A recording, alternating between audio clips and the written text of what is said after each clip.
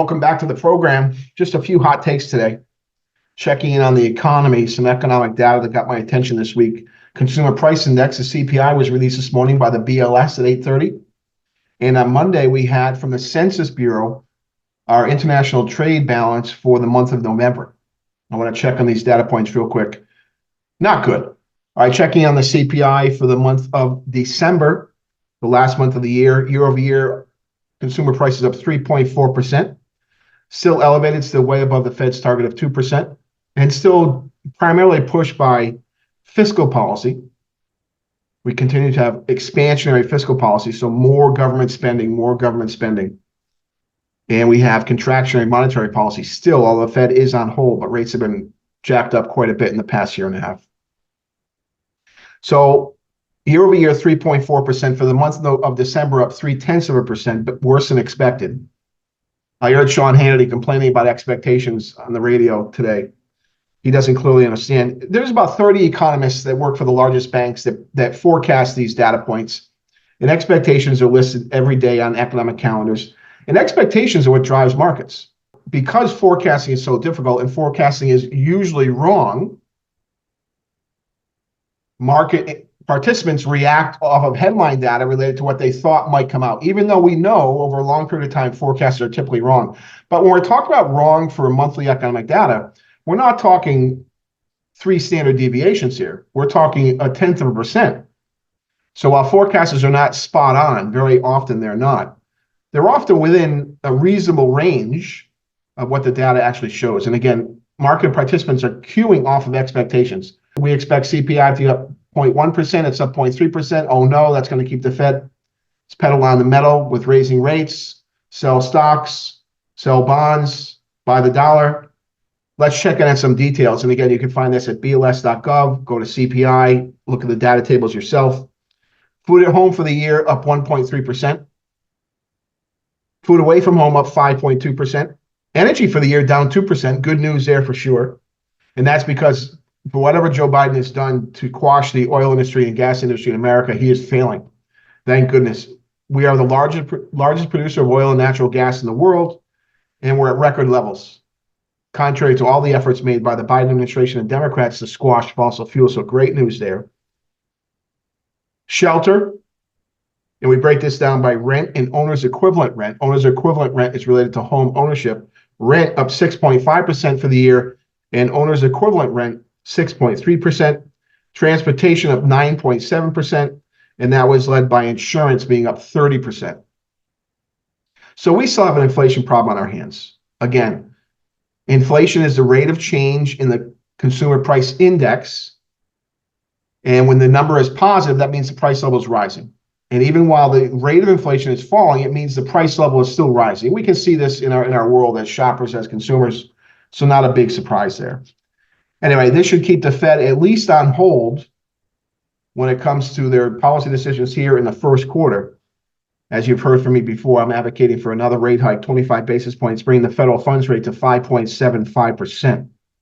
Other data got my attention today, and this is something I've been tracking since I was a grad student in college, and that is our trade balance, our international trade balance. Not surprisingly, another massive deficit for the month of November.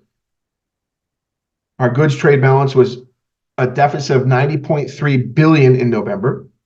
Exports were down $6.2 billion. Imports were down $5.5 billion. Our lead exports were industrial supplies and capital goods. Our lead imports were capital goods, industrial supplies, and consumer goods. I know that sounds funny. Wait, we export industrial supplies and we import them? We export capital goods and we import them? Yes. When it comes to international trade, it's very complicated, can be very confusing. Won't take the time today, but those are our lead categories for imports and exports. Now, what we'll find in the data is that for the third year in a row, and you can see the charts here on the screen, for the third year in a row, we're going to run a trade deficit in goods over $1 trillion. Absolutely stunning. I was debating my professors in college in the late 1980s about the trade deficits then and how we're in peril and the middle class was going to get hurt and jobs are going to get wiped out. And I've been proven absolutely correct. My friends and family can attest to this, and I've talked about it for decades. And sure enough, we have the data to support it here in 2023. And you want to tell me tariffs don't work? Remember, in 2018, President Donald Trump imposed tariffs on China because of our massive trade deficit with China, at the time around $400 billion a year. And of course, China's decades-long non-compliance to our trade deals and cheating. And so the president imposed tariffs, and you can see what happened here. Look at the data. So in 2018, our trade deficit with China was $418 billion. Our trade deficit with China so far in 2023, with one more months of data to come, $257 billion. Great news. That is how you begin to reverse a trade imbalance. You have to use the tools we have in hand, which is quotas and tariffs. There are costs, to be sure, costs to consumers in America that buy imported goods, costs to businesses. It is part of the inflationary story, no question, but really good news there when it comes to China. And China is reeling because of this huge change, quick change in the trade balance with the United States and with the rest of the world for that matter. All right, then lastly, some comments on Trump. We had the debate last night with DeSantis and Haley. I don't watch the debates. It's political theater. It was silly last night. I read everything about the debates the next day, and it was kind of silly, a little childish. The consensus is Ron DeSantis seems to have won the debate, come across better than Nikki Haley. And Chris Christie dropped out of the race. Good news there. I suspect most of those voters will be split between Haley and DeSantis. Vivek Ramaswamy is still in the race, and he needs to get out. He's going to probably get out after New Hampshire. He's not going to do well in Iowa. He's not going to do well in New Hampshire, which is to say he's not going to compete with Trump, DeSantis, and Haley. He'll be the fourth place finisher in both races, or both states, I guess I should say. And so he's going to drop out. And when he drops out, DeSantis is going to pick up those votes. Anyway, so a comment on Trump. He has to stop saying stupid things. He has to stop being such an a-hole all the time. A couple of things he said in the past couple of weeks to Sean Hannity, when Sean asked him if he's going to be a dictator, because that's what Democrats are saying he's going to be when he comes back to office in revenge. Are you going to be a dictator? He says yes. An off-the-cuff remark, in jest for sure, but he did say, I'm going to be a dictator.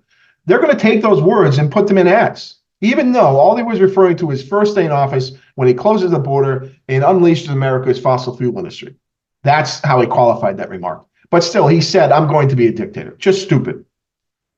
He said there's going to be bedlam, watch out, if he's not on the ballot. Now, I don't disagree with that assessment. But this is January 6th stuff all over again. They're going to grab onto this. If he's taken off the ballots, if things don't go well, and there are riots by Trump supporters, well, that's going to be on him. His lawyer said in his immunity case, said that the president, given the immunity they have, has the right to assassinate their rivals. Another thing, why? Why say that? Why use that example? Why give them fodder? Why give them stuff to run ads on?